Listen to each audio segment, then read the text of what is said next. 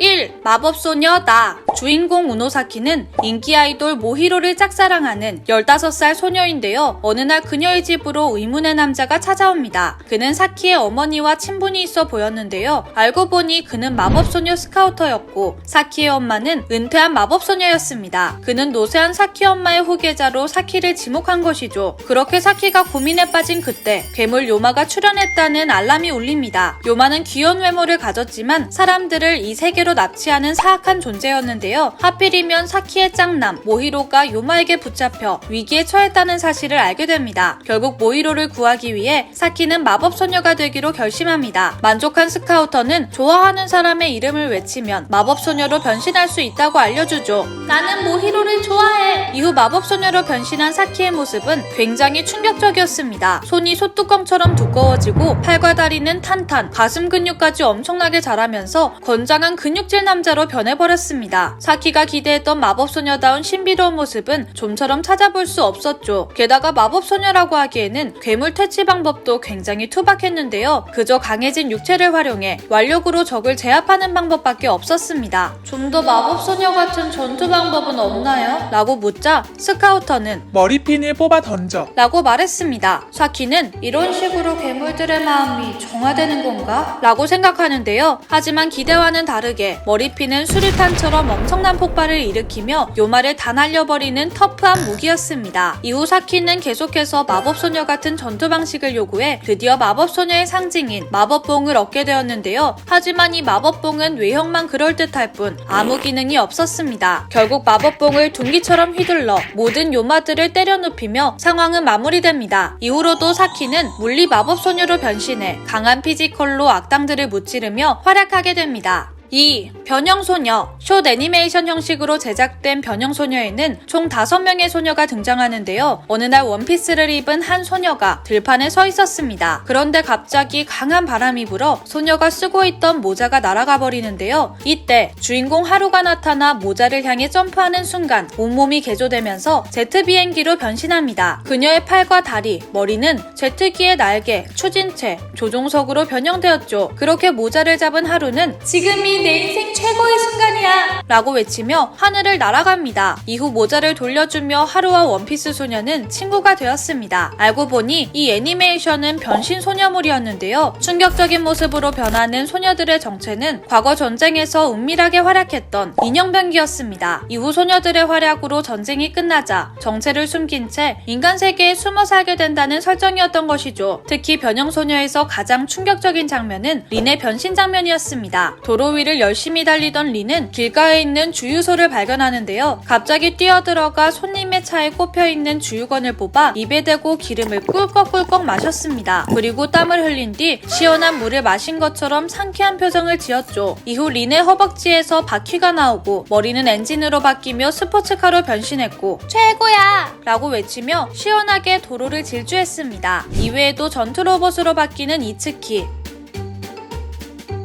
전함으로 바뀌는 나나,